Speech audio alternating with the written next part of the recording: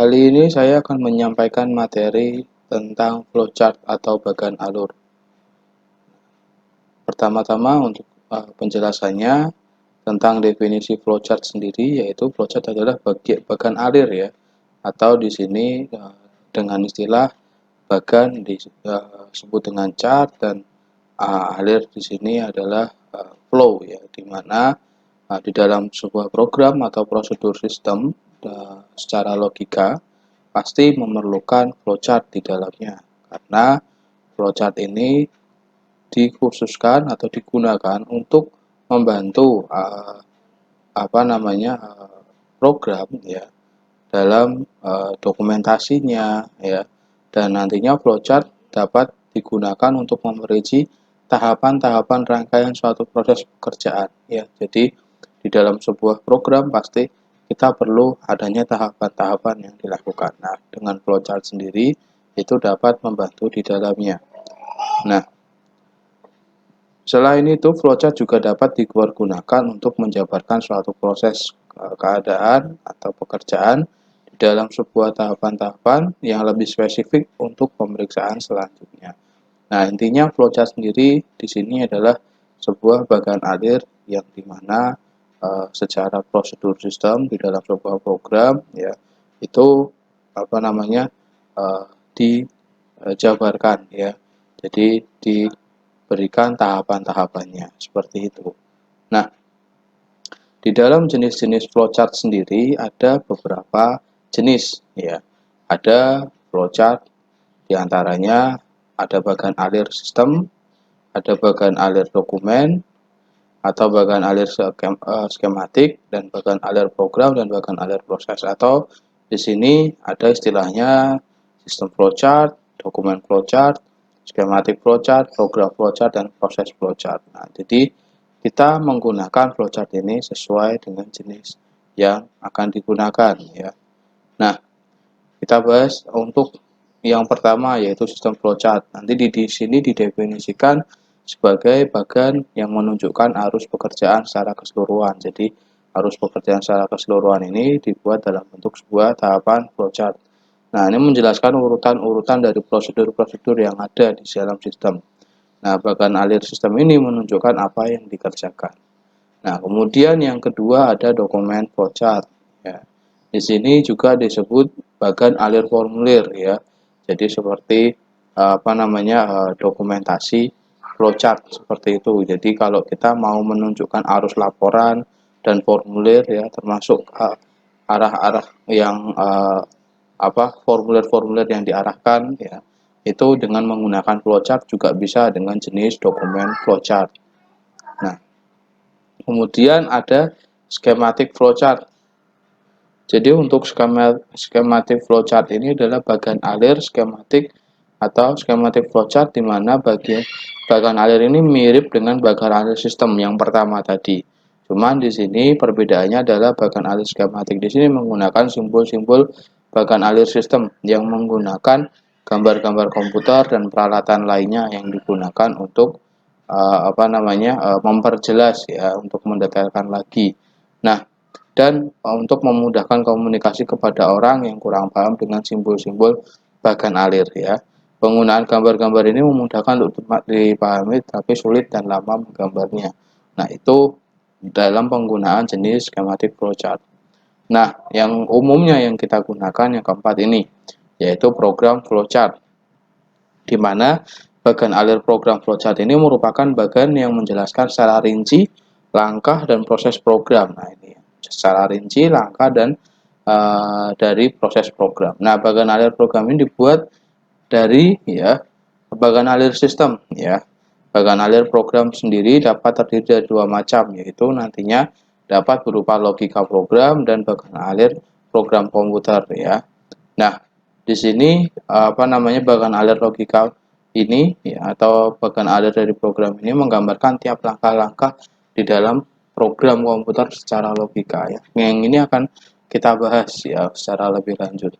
Nah, proses flowchart sendiri di sini bagan alir di sini banyak digunakan di teknik industri atau banyak yang menggunakannya yang memang tidak hanya di teknik industri, di sini juga ya. Nah, bagan alir ini juga berguna untuk bagian analis sistem untuk menggambarkan proses dalam satu prosedur. Ini makanya memudahkan kita untuk menganalisa bagi yang memang belum paham atau orang awam sekalipun dengan melihat gambaran flowchart itu jauh lebih terbantu untuk memahami proses logika yang bekerja di dalam program tersebut. Misalnya kita menggunakan program. Nah, setelah itu kita akan mengenal tentang simbol-simbol flowchart ya. Simbol-simbol flowchart ini dipakai sebagai alat bantu menggambarkan proses di dalam program dan dibagi menjadi 3 kelompok ya.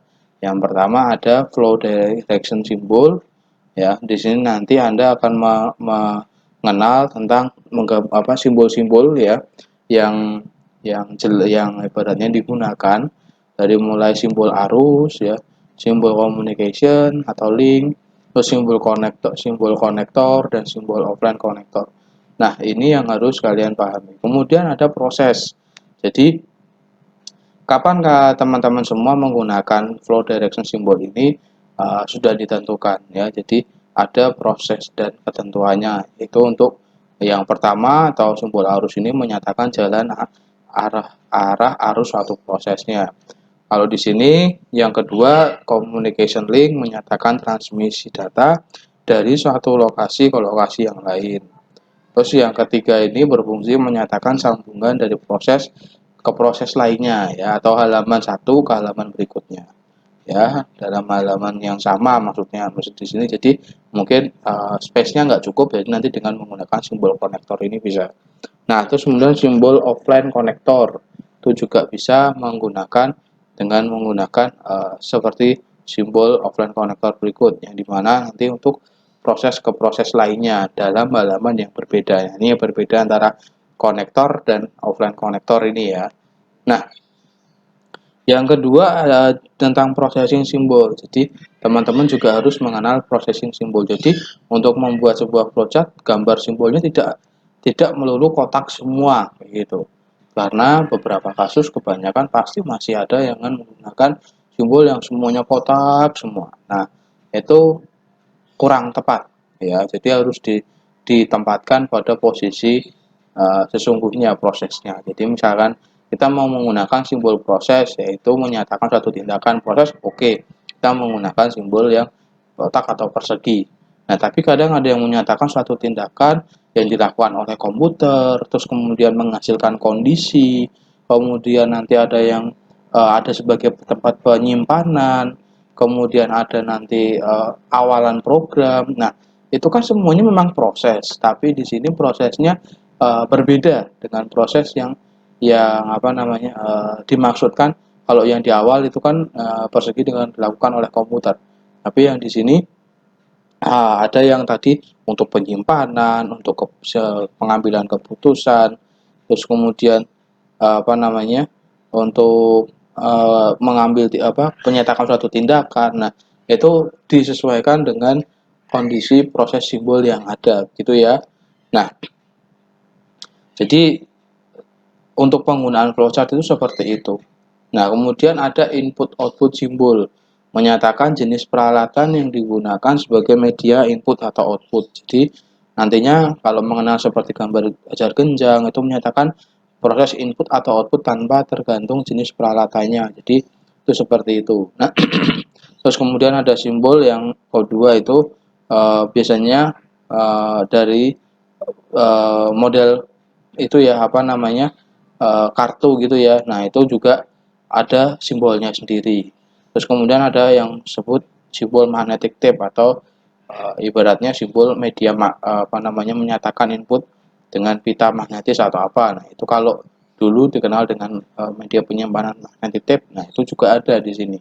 Nah, kemudian kalau disimpan di storage itu juga ada simbolnya sendiri.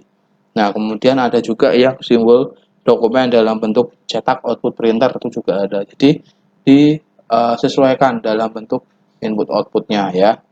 Nah, yang jelas kalau teman-teman sudah mengenal ya dari penjelasan flowchart jenis-jenisnya, terus kemudian simbol-simbolnya pasti ada aturan atau dalam pembuatan flowchart ya. Yang pertama pasti tidak ada rumus atau patokan yang bersifat mutlak, karena di sini Anda belajar menganalisa, berarti nanti di sini Anda juga harus bisa menerapkan dalam bentuk flowchart ya, supaya mudah dipahami oleh orang lain ya. Dan di sini tidak ada rumus atau patokan yang resmi, tapi di sini teman-teman sudah mengenal, oh ada simbol-simbol flowchart dan jenis-jenisnya seperti tadi yang saya sampaikan. Nah, kemudian dapat bervariasi antara satu pemrogram dengan yang lainnya. Jadi punya variasi tersendiri, makanya biasanya yang mudah dibaca, flowchart yang efisien, yang mudah dibaca itu program yang sudah memang biasanya programnya sudah bagus ya. Jadi makanya nanti dibentuk, ketika dibentuk dalam flowchart itu pasti mudah dibaca ya, karena kadang kalau kita pernah atau sering menjumpai program yang mungkin ya masih program baru atau trial atau uji coba, kadang kalau ketika kita tuangkan di dalam sebuah flowchart itu masih ya kadang membingungkan, arusnya itu juga masih ada. Nah, jadi teman-teman makanya dalam mengerjakan atau menganalisa itu coba diambil contoh-contoh kasus program atau contoh kasus untuk pembuatan flowchart yang mungkin sudah banyak digunakan, jadi biar teman-teman semua mudah untuk memahaminya. Nah, ketiga, setiap pengolahan selalu terdiri dari tiga bagian, pasti ada input, proses, dan output ya, jadi seperti itu.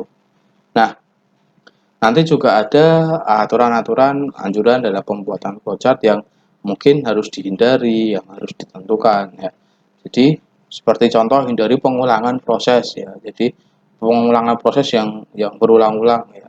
Jadi habis proses di dalam flowchart dengan menggunakan persegi, nanti proses terus menerus, itu hal seperti itu lebih baik dihindari. Dan jalannya proses digambarkan dari atas ke bawah ya, lebih bagus ya itu, jadi dari atas ke bawah dan diberikan tanda panah. Dan sebuah flowchart diawali dari start dan kemudian diakhiri dengan end. Nah, ini contoh. Kalau nanti teman-teman misalkan mau membuat contoh proses, misalkan contoh proses mau membuat ibaratnya membuat roti, di sini contohnya kan yang namanya mau memasak roti atau ibaratnya mau membuat roti itu pasti langkahnya akan sama ya, dari awal memulai sampai selesai. Jadi ketika kita mau mengulanginya lagi itu dari step awal ya, itu pasti sama seperti itu ya. Nah, itu contoh dari flowchart ya. Nah, kemudian kalau kita mau contoh di dalam sebuah perhitungan kayak menghitung keliling, menghitung luas ya, atau nanti mau contoh di dalam program, misalkan Anda mau belanja ya, itu kan pasti Anda melakukan hal yang sama dan itu bisa diterapkan dengan menggunakan flowchart ya. Nah, jadi begitu untuk materi flowchart kali ini ya. Semoga harapannya teman-teman dengan belajar flowchart kali ini, teman-teman bisa jauh lebih paham apa itu materi tentang flowchart ya, sehingga teman-teman semua di dalam belajar flowchart itu sendiri ya bisa lebih baik ya. Nah, dan ini tadi ada contoh juga untuk pembuatan flowchart ya, dimana mungkin pembuatan flowchart itu juga setidaknya harus detail dan kompleks ya, kalau menurut saya. Jadi misalkan ada salah satu contoh di sini ya, flowchart pembelian ya, di Bukalapak, dari salah satu marketplace Bukalapak dengan metode pembayaran via Alfamart. Nah, jadi kalau kita misalkan punya suatu akun di marketplace, berarti kita kan sudah punya usernya ya di sini, dan kita bisa berbelanja dengan salah satu metode pembayaran yang ada.